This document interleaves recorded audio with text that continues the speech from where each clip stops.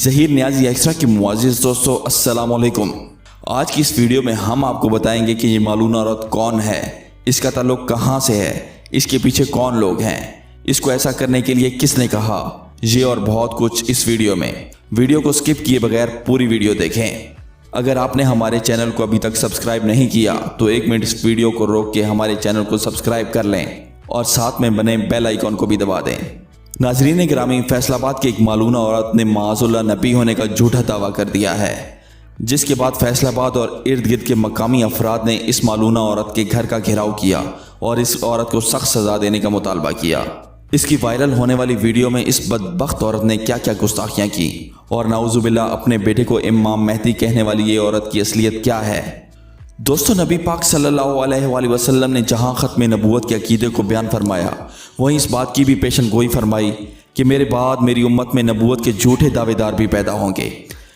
نبوت کے فتنے کا آغاز آپ صلی اللہ علیہ وآلہ وسلم کی حیات طیبہ میں اس وقت ہی ہو گیا تھا جب 10 ہجری میں اسود عنصر نبوت کا جھوٹا دعویٰ کیا۔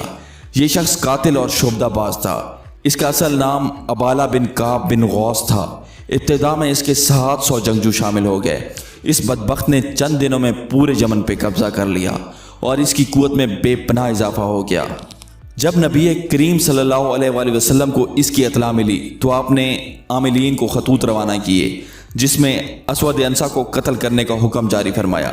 چنانچہ آپ صلی اللہ علیہ وآلہ وسلم کی جانثار صحابی حضرت فیروز دہلوی نے اس گستاخ کو قتل کر کے اپنے اوپر شفاعت محمدی کو واجب کر لیا۔ حضرت جبرائیل علیہ السلام نے آپ صلی اللہ علیہ وآلہ وسلم کو اس بات کی خبر دی تو آپ صلی اللہ علیہ وسلم نے صحابہ کرام کو ان الفاظ میں خوشخبری سنائی کہ فیروز کامیاب ہو گیا۔ اس طرح آپ صلی اللہ علیہ وسلم کی حیات طیبہ کے آخری ایام میں قبیلہ بنو حنفیہ کے ایک بدبخت مسلمہ کذاب نے نبوت کا دعویٰ کر دیا۔ آپ صلی اللہ علیہ وسلم کی رحلت کے بعد جب حضرت ابو بکر صدیق کو خلیفہ مقرر کیا گیا تو آپ نے منصب خلافت سنبھالتے ہی سب سے پہلے مسیلمہ کذاب کے خلاف لشکر روانہ کیا، لیکن پہلے لشکر کو ہزیمت کا سامنا کرنا پڑا۔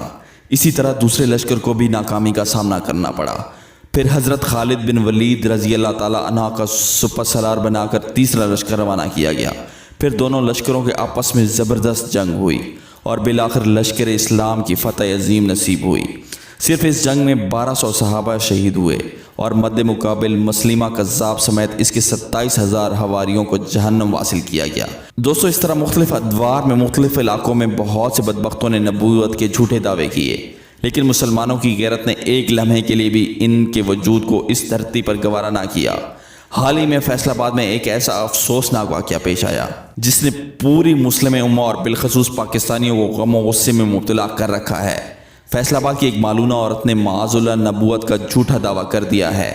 گزشتہ دن اس کی ویڈیو سوشل میڈیا پر وائرل ہوئی جس میں یہ مالونہ عورت بتا رہی ہے کہ اسے خواب میں بشارت دی گئی ہے کہ یہ نبی ہے۔ اس مالونہ عورت کی گستاخی کا عالم یہ تھا کہ اس نے اللہ کو اپنا محرم قرار دیا اور اپنے بیٹے کو امام مہدی ڈکلیئر کیا، جو کہ سراسر جھوٹ کے سوا کچھ نہیں۔ پورا عالم اسلام جانتا ہے کہ نبوت کا دروازہ حضرت محمد صلی اللہ علیہ وسلم پر بند ہو چکا ہے اور آپ صلی اللہ علیہ وآلہ وسلم کے بعد کوئی نبی نہیں آئے گا۔ اس کا اعلان اللہ رب العزت نے خود قرآن کریم میں فرمایا ہے، مگر یہ فتنہ قیامت تک جاری رہے گا، کیونکہ احادیث میں واضح بتا دیا گیا ہے کہ دنیا میں کئی کذاب اور جھوٹے دعوے دار آئیں گے جو خود کو نبی کہلوانے کی کوشش کریں گے، مگر سچے مسلمان اس ناپاک کوشش کو کامیاب نہیں ہونے دیں گے۔ فیصل آباد میں پیش آنے والے اس افسوسناک واقعے پر فیصل آباد کی پولیس فوراً حرکت میں آئی اور سی پی او فیصل آباد نے اس عورت کو انجام تک پہنچانے کا وعدہ کیا۔ ناظرین گرامی، یہ کوئی نیا واقعہ نہیں ہے، ایسے بے شمار واقعات سے تاریخ پڑھی پڑی ہے، جن میں سے ایک مرزا قادیانی کا واقعہ بہت مشہور ہے، جس کی تاریخ کچھ اس طرح ہے کہ سن 1857 کی جنگ آزادی کے بعد ہندوستان پر انگریزوں کو قبضہ جمانے کی ضرورت تھی۔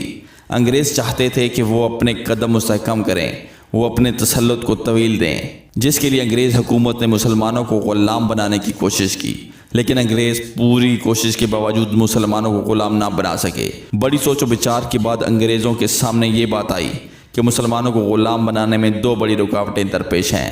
پہلی، مسلمانوں کو اپنے نبی صلی اللہ علیہ وسلم سے محبت، اور دوسری رکاوٹ مسلمانوں کا جذبہ جہاد ہے۔ انگریزوں کو ضرورت تھی کہ جہاد کے فریضے کو منسوخ قرار دیا جائے تاکہ مسلمانوں کے دلوں سے جذبہ جہاد ختم ہو جائے جہاد ایک فریض ربانی ہے، چنانچہ اس کام کے لیے انگریز حکومت نے نظر انتخاب انگریز وفادار خاندان کے شخص مرزا قادیانی پر پڑی اور اس خدمت کے لیے مرزا غلام قادیانی کا انتخاب کیا گیا۔ انگریزوں نے اپنے اس انگریزی نبی کو ایسی ترقی دی جیسے وہ اپنے دنیاوی ملازمین کو ترقی دیا کرتے تھے۔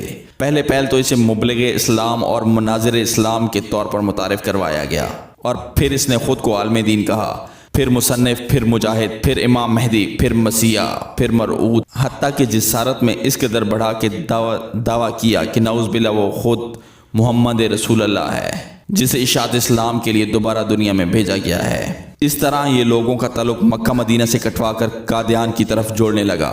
قادیانی چونکہ مسیحیت کا دعوے دار بھی تھا، کافر باقی نام بچنے کی وجہ جہاد ختم ہو جائے گا۔ یہی وجہ ہے کہ مرزا قادیانی نے ناجائز فائدہ اٹھاتے ہوئے تسبیح جہاد اور حرمت جہاد کا اعلان کر دیا، اور بڑے فخر سے اپنی کتاب میں ذکر کیا کہ میں نے حرمت جہاد کے سلسلے میں اس قدر کتاب اور رسائل تحریر کیے ہیں کہ ان سے 50 الماریاں بھر سکتی ہیں، اور اپنی امت کو حکم دیا کہ یہ کتابیں تمام عالم اسلام میں پھیلا دیں، حتیٰ کہ مرکز اسلام مکہ مکرمہ اور مدینہ منورہ میں بھی یہ کتاب بھجوا دی گئیں کہ جہاد حرام ہے اور یہ حرام لوگوں کا کام ہے۔ ناظرین گرامی، یہاں پہ 2 بہنیں بتائی جا رہی ہیں، ایک کا تعلق لاہور سے ہے جبکہ دوسری کا تعلق فیصل آباد سے ہے، اور ان کے کچھ خاندان کے افراد بھی ان میں شامل ہیں، لہٰذا تمام اداروں کی انویسٹیگیشن جاری ہے۔ جیسے ہی کوئی بات کنفرم ہوگی ہم آپ کو دوبارہ ویڈیو کے ذریعے بتائیں گے۔ شکریہ۔